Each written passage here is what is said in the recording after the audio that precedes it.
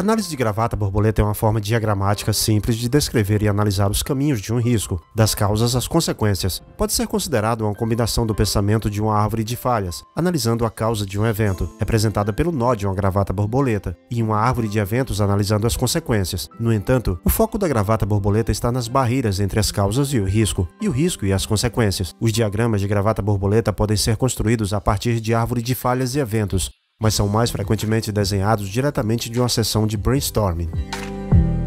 Dizem que os primeiros diagramas reais de gravata borboleta apareceram nas notas do curso da Indústria Química Imperial, ICI, de uma palestra sobre análise de perigos, Razan, ministrada na Universidade de Queensland, na Austrália, em 1979. Mas como e quando o método encontrou sua origem exata não é completamente clara. A ICI era uma empresa química britânica que introduziu grandes mudanças na segurança do processo, algumas das quais foram adotadas por muitas empresas, como Razop e Razan. A empresa foi posteriormente adquirida pelo Akzo Nobel e Huntsman Corporation. O incidente catastrófico na plataforma Piper Alpha em 1988 abalou a indústria de petróleo e gás, após o relatório de Lord Cullen, que concluiu que havia muito pouco entendimento dos perigos e dos riscos operacionais que os acompanhavam. Aumentou o desejo de obter mais informações sobre a causalidade de eventos e condições aparentemente independentes, e de desenvolver uma maneira sistemática de garantir o controle sobre os perigos. No início dos anos 90, o Royal Dutch Shell Group adotou o método Bowtie como parte do padrão HEMP das empresas para analisar e gerenciar riscos. A Shell facilitou uma extensa pesquisa na aplicação do método da gravata borboleta e desenvolveu um conjunto estrito de regras para a definição de todos os itens, com base em suas ideias de melhores práticas. A principal motivação da Shell foi a necessidade de garantir que os controles de riscos apropriados estejam constantemente em vigor em todas as operações em todo o mundo. Seguindo a Shell, o método da gravata borboleta rapidamente ganhou apoio em todo o setor, porque os diagramas de gravata borboleta pareciam ser uma ferramenta visual adequada para manter uma visão geral das práticas de gerenciamento de riscos, em vez de substituir qualquer um dos sistemas comumente usados. Na última década, o método da gravata borboleta também se espalhou para fora da indústria de petróleo e gás, como aviação, mineração, marítima, química, financeira, judicial e assistência médica. A análise da gravata borboleta é usada para exibir um risco que mostra uma gama de possíveis causas e consequências. É usado quando a situação não garante a complexidade de uma análise completa da árvore de falhas, ou quando o foco é mais em garantir que haja uma barreira ou controle para cada caminho de falha. É útil onde existem caminhos claros e independentes que levam ao fracasso. A análise de gravata borboleta é geralmente mais fácil de entender do que a árvore de falhas e eventos, e, portanto, pode ser uma ferramenta de comunicação útil, onde a análise é realizada usando técnicas mais complexas. O método Bowtie é um método de avaliação de riscos que pode ser usado para analisar e comunicar como os cenários de alto risco se desenvolvem. A essência da gravata borboleta consiste em cenários de riscos plausíveis em torno de um determinado risco e maneiras pelas quais a organização impede que esses cenários aconteçam. O método leva o nome da forma de diagrama que você cria, que se parece com uma gravata borboleta masculina. O método da gravata borboleta tem vários objetivos: fornecer uma estrutura para analisar sistematicamente um perigo, ajudar a decidir se o nível atual de controle é suficiente, ou para aqueles que estão familiarizados com o conceito, se os riscos são tão baixos quanto razoavelmente praticáveis, ou ALARP. Ajuda a identificar onde e como o investimento de recursos teria maior impacto, aumenta a comunicação e conscientização de riscos. A próxima sessão apresentará os elementos que compõem um diagrama de gravata borboleta. O exemplo que vamos utilizar é um leão em uma gaiola. O exemplo também será elaborado para ilustrar os elementos. Digamos que você seja o diretor-geral de um zoológico. Seu zoológico é uma organização que ganha sua existência exibindo animais ao público. Como toda a organização, seu zoológico está sujeito a certos riscos que se originam do seu negócio. Etapa 1. Identificar perigos. A gravata borboleta começa com um perigo que queremos analisar. A palavra perigo tem uma conotação negativa na vida cotidiana. No método da gravata borboleta, no entanto, os riscos fazem parte dos negócios normais e muitas vezes também são necessários para administrar o negócio. O que torna um perigo especial é que essa parte do negócio apresenta a possibilidade de ocorrência de danos. A maioria dos perigos é introduzida em uma organização por boas razões. Caso contrário, eles poderiam simplesmente ser eliminados e nenhum dano seria possível. Os riscos podem ser operações, atividades, operar máquinas rotativas, dirigir um carro, substâncias, produtos químicos, fluidos quentes, etc. Ou situações, uma carga suspensa em altura, com as quais lidamos nos processos normais de nosso negócio. Enquanto esses riscos estiverem sob controle, eles não causarão danos, mas introduzirão o potencial de danos. Uma das fontes óbvias de risco é que temos animais selvagens perigosos em nosso zoológico. Eles fazem parte dos negócios normais. Sem eles, não teríamos um zoológico, e desde que sejam controlados, estamos bem. Vamos dar um leão como exemplo. Etapa 2. Identificar os principais eventos. Quando o controle sobre um perigo é perdido, geralmente é possível identificar o momento em que uma situação normal muda para uma situação anormal. Esse ponto é chamado de evento principal na gravata borboleta, e também é o evento central do diagrama. O principal evento ainda não é uma catástrofe, mas a empresa agora está exposta aos possíveis danos do perigo. Deve ser possível para a organização controlar a situação novamente. Se o controle for recuperado, após a ocorrência do evento principal, ele será considerado um fechamento, que poderia levar a eventos indesejados mais sérios. Podemos perder o controle sobre esses animais. Eles podem sair da gaiola. Se nosso leão escapar, podemos enfrentar possíveis consequências. Etapa 3. Identificar ameaças. Muitas vezes existem vários fatores que podem causar o evento principal. Estes são chamados de ameaças na gravata borboleta. As ameaças levam diretamente ao evento principal e devem poder causar o evento principal independentemente. Depois que um risco e um evento principal são conhecidos, as ameaças devem ser identificadas. Ameaças são causas potenciais do evento principal. Eles estão localizados ao lado esquerdo do evento principal. Pode haver várias ameaças para um evento principal, e cada ameaça representa um cenário único, que pode levar direta e independentemente ao evento principal. Como o nosso leão poderia escapar? Por um lado, a própria gaiola pode falhar, permitindo que o leão escape, mas talvez tenha sido cometido um erro e a gaiola tenha sido deixada aberta, destrancada. Etapa 4. Quando o evento de topo ocorre, pode levar a certas consequências. Consequências são cenários indesejados, que podem ser causados pelo evento principal. Eles devem ser realistas e específicos. As consequências são principalmente indesejadas porque levam a perdas ou danos. Se o leão sair, podemos enfrentar uma infinidade de consequências. O leão pode atacar e ferir o público. No mínimo, teremos muita imprensa negativa, levando a uma má reputação e perda de receita. Podemos até precisar fechar. Após essas 4 etapas, nosso diagrama se parece com o seguinte.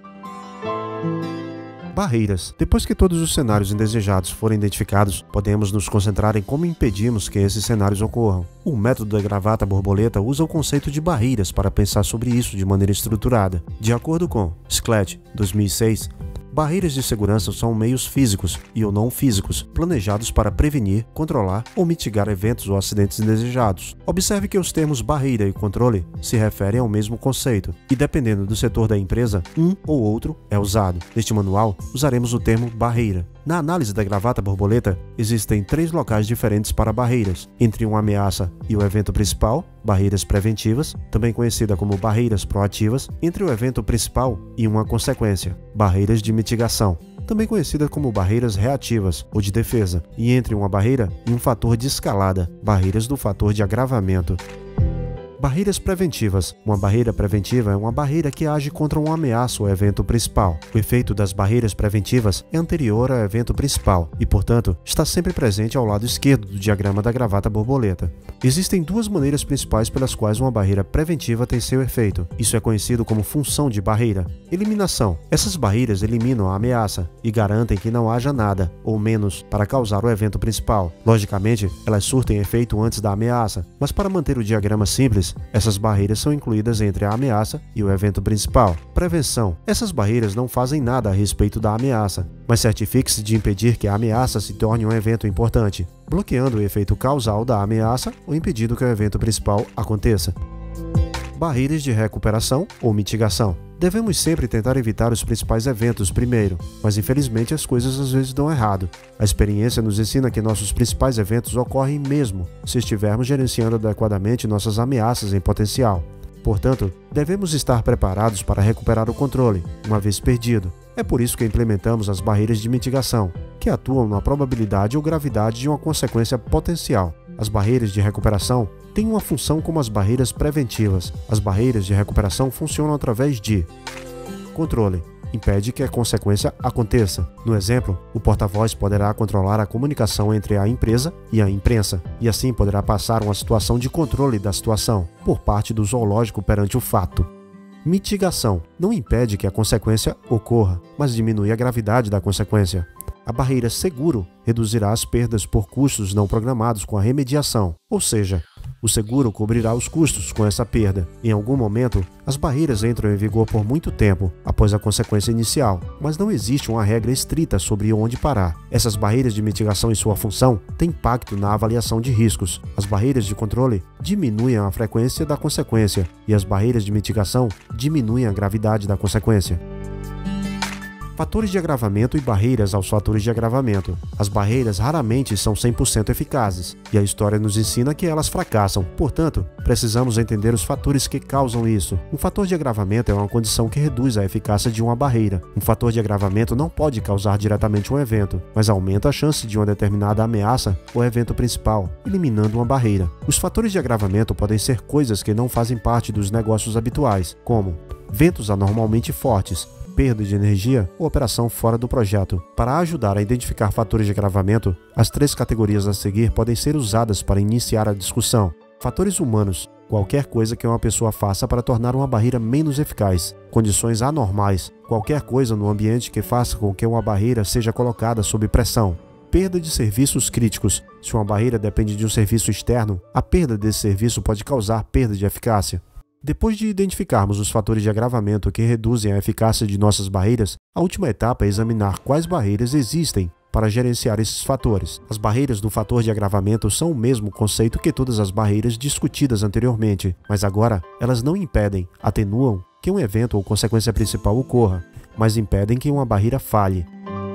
Por exemplo, a pesagem de passageiros é uma barreira preventiva, adequada para evitar a sobrecarga do helicóptero. O efeito dessa barreira pode, no entanto, ser derrotado se a balança usada for imprecisa. Fator de agravamento: para reduzir a chance de a balança ser imprecisa, ela é calibrada todos os anos. Barreira do fator de agravamento. Além disso, os dados de peso são sempre comparados a voos semelhantes anteriores. Barreiras do setor de agravamento. As barreiras do fator de agravamento podem ser divididas nas seguintes categorias, dependendo da categoria do fator de agravamento. Fatores humanos: treinamento e indução, supervisão e mentoria, qualificação e certificações, auditoria e verificação. Condições anormais: previsão e preparação adequada, por exemplo, previsões do tempo, manutenção e reparo, inspeção e teste, redundância e peças de reposição, projeto, especificações, perda de serviços críticos, sistema de backup, energia de backup, sistemas de desligamento limpos, sistemas de projeto, disparo. Vinculando atividades no sistema de gerenciamento a barreiras.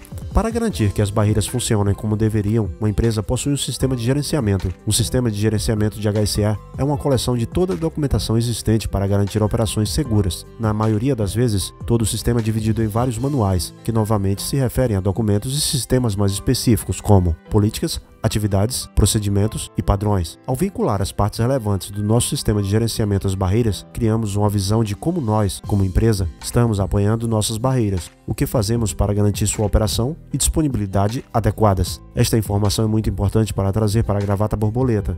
Ele nos permite avaliar a eficácia da barreira, levando em consideração a eficácia da gestão da barreira. Ajuda a entender o sistema de gerenciamento, decompõe todo o sistema de gerenciamento em elementos críticos de segurança e os agrupa a cada barreira suportada. Ele nos permite testar, auditar nosso sistema de gerenciamento de uma perspectiva baseada em risco. Com isso, chegamos ao fim de como montar um bow tie, que é uma excelente técnica de análise de riscos, pois identificamos barreiras que contribuem na visão sistemática do gerenciamento de riscos de uma organização, sistema ou fato específico.